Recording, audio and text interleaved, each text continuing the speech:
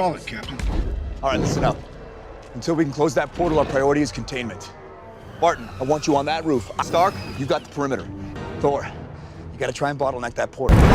You and me, we stay here on the ground. Hulk, smash. What is up, guys? Tyson Dela Cruz here. Thank you so much for rocking with me. Massive news from yesterday. It is a absolute bombshell. It is goosebump making, history book creating. RFK dropped a political bombshell. He officially suspended his campaign in major swing states to endorse Donald Trump. The lefties are already quivering in their boots.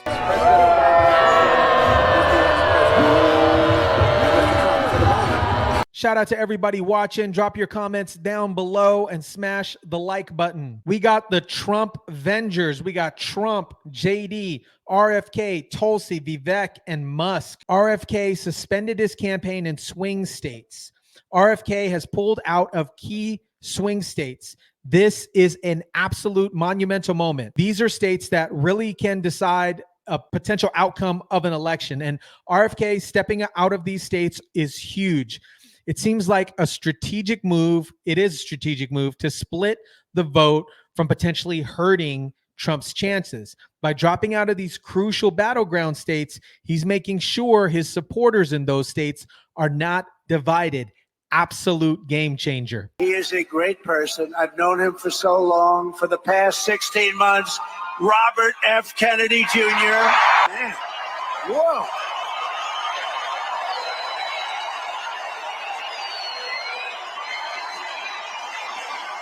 And he deserves it. He deserves it.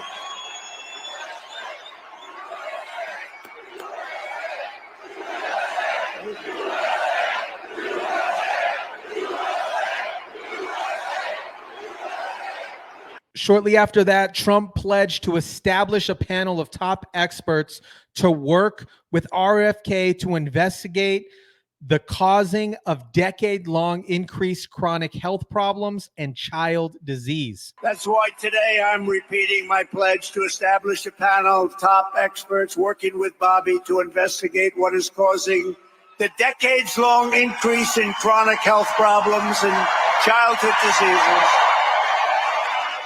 including autoimmune disorders, autism, obesity, infertility, and many more. We want every child in America to grow up and to live a long and healthy life.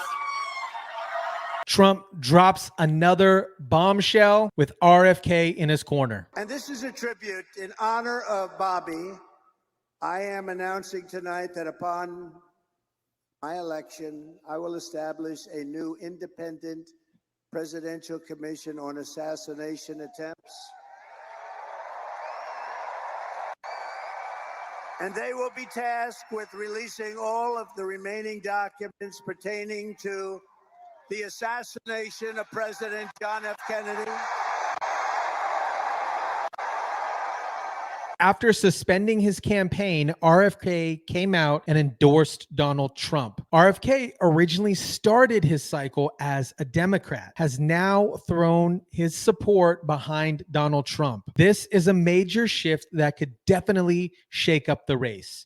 It is clear that RFK seems more in alignment with Trump's visions than the Democratic Party. And this endorsement can pull a lot of independent voters towards Trump. And in this video that I'm about to show you, RFK was pretty vocal about his frustrations when it comes to the Democratic Party. He criticized them for being intolerant for anyone who doesn't toe 100% in line with their views. RFK started as a Democrat and they pushed him out because he was too centrist for them. Then he tried to run as an independent, which he did pretty successfully. They tried to keep him off the ballot. This shows how divided and chaotic things have become with the Democratic Party.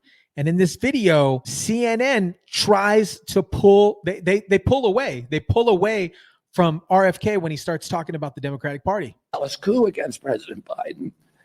The same shadowy DNC operatives appointed his successor, also without an election. They installed a candidate who was so unpopular with voters that she dropped out in 2020 without winning a single delegate. My uncle and my father both relished debate. They prided themselves on their capacity to go toe-to-toe with any opponent in the battle over ideas. They would be astonished to learn of a Democratic Party presidential nominee who, like Vice President Harris, has not appeared in a single interview or an unscripted encounter with voters for 35 We've been days. listening to independent candidate Robert F. Kennedy Jr. from Phoenix outline. And they cut away. They cut away. What a bunch of cowards. This is crazy. Why are they cutting away? They don't want to have the public know the truth. This just shows how this media product is. Finding what led him to his quixotic quest for the White House to now dropping out and relinquishing the title of Democrat. He had a series of complaints about the party. We're, of course, going to continue watching his remarks. There's a back and forth over whether he's going to endorse former President Donald Trump. We're going to break that down on the other side of a quick break. Stay with. And they go to a break during his live speech. So they said that they were going to go to a break. The reason why they went to the break, the speech was live. So when they went to a break, it gives them a buffer. They did a couple commercials. They did a buffer. So then the speech is live. So then they're kind of trailing a little bit so they can review what he's saying so they know what not to air on CNN. And what they say here, they're filling time. About 10 battleground states. As he starts talking about where my presence would be a spoiler. I'm going to remove my name. And I've already started that process and urge voters not to vote for me. It's with a sense of victory and not defeat that I'm suspending my campaign activities. Not only did we do the impossible by collecting 1 million signatures, we changed the national political conversation forever. Chronic disease, free speech, government corruption, breaking our addiction to war have moved to the center of politics. I can say to all who have worked so hard the last year and a half, thank you for a job well done. 3 great causes drove me to enter this race in the first place, primarily. And these are the principal causes that persuaded me to leave the Democratic Party. Talking about the Democratic Party. And run as an independent. And now to throw my support to President Trump. The causes were free speech, the war in Ukraine, and the war on our children. I've already described some of my personal experiences and struggles with the government's censorship industrial complex. I want to say a word about the Ukraine war. The military industrial complex has provided us with a familiar comic book justification like they do on monitoring this from RFK Jr. This but one is a noble effort that to stop was villain, so Vladimir Putin, much invading the Ukraine and then to thwart his Hitler-like march across. He was talking about freedom of speech, and they started talking about the war in Ukraine, and then they're interrupting his freedom of speech. Europe. In fact, tiny Ukraine is a proxy in a geopolitical struggle. Doug High with us, as well as Johanna Maska. She's the host of the Press Advance podcast. She's a former Obama White House director of Press Advance. He's talking about wanting, and we've seen a press filing or a court filing in Pennsylvania. Yeah. So he's saying that he's taking himself off of these ballot access challenges in states where he would be a sport. Chat, I want you to drop down below. How is this cowardice? What CNN just did. They stopped RFK, they muted him and went in studio because he started talking about stuff that CNN doesn't feel comfortable about talking about, and they're getting exposed. Drop your comments down below in the chat. Spoiler, right? These battleground states, like, tell me if I've got this right, Doug. But when it comes to a red state or a blue state, you can sort of, if you want to vote for him, you can then register how you feel about him. And then in the crazy possible chance of a 269 tie between Trump and Harris, then maybe he can just ride that all the way to the White House. Yeah, I was watching that, and Donald Trump last week stood and said in front of a bunch of groceries and said, I haven't seen any Cheerios in a long time. I had Cheerios for breakfast. This was cuckoo for Cocoa Puffs. And trying to get any logic out of that is good luck with that. Because it's, one, you can't understand what he says. Two, if you can't understand what he says. And This dude, that is a move, man. That's not cool. That is not cool. Cheerios for breakfast. This was cuckoo for Cocoa Puffs. And trying to get any logic out of that is good luck with that. Because it's, one, you can't understand what he says. Two, if you can't understand what he says. And reminded of This is why mainstream media that are favorable to the Democratic Party, this is exactly why RFK has been suppressed. Also, some of the stuff that Donald Trump's done that's positive and amazing, they don't want to show it. And this is a clear sign that they are. the line of in Mel Brooks's Blazing Saddles, when somebody gets up and gives an indecipherable speech, he says, who can argue with that? That's authentic frontier gibberish. And that's exactly what that is. Yeah. Go ahead. Well, I was going to say, to your point, though, Brianna, the big overarching issue here for both campaigns, for the Harris campaign and the Trump campaign, is. And they continue to mute him on a live speech. What do you guys think about that? Drop it in the comments down below. This is what CNN didn't want you to hear, nor did they want to hear it. First Democratic convention at the age of 6 in 1960. And back then, the Democrats were the champions of the Constitution, of civil rights. The Democrats stood against authoritarianism, against censorship, against colonialism, imperialism, and unjust wars. We were the party of labor, of the working class. The Democrats were the party of government transparency and the champion of the environment. Our party was the bulwark against big money interests and corporate power. True to its name, it was the party of democracy. As you know, I left that party in October because it had departed so dramatically from the core values that I grew up with. It had become the party of war, censorship, corruption, big pharma, big tech, big ag, and big money.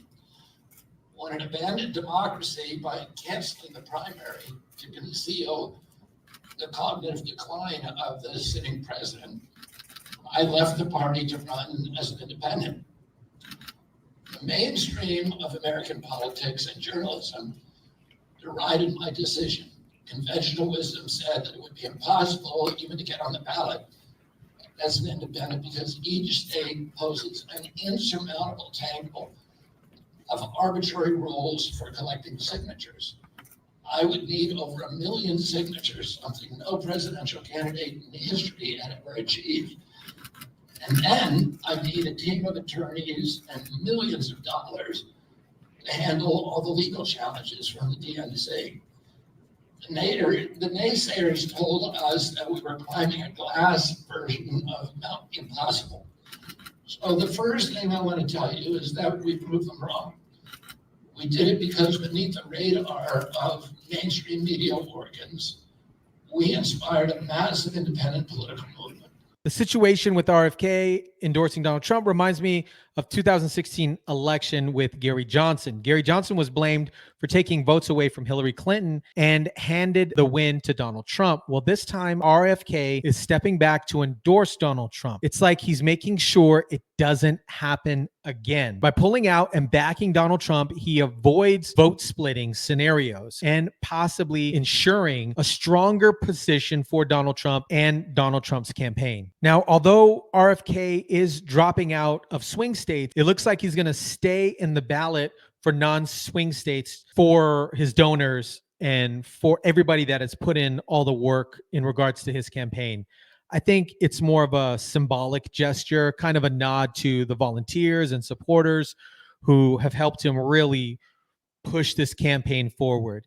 It's like he's saying, hey, I'm still here. I appreciate you guys for everything you've done, even though we know it's not necessarily a solid chance in those states. So it's a way to kind of show respect and then also support the individuals that have been supporting him this entire time. RFK openly exposes mainstream media and the DNC by saying this.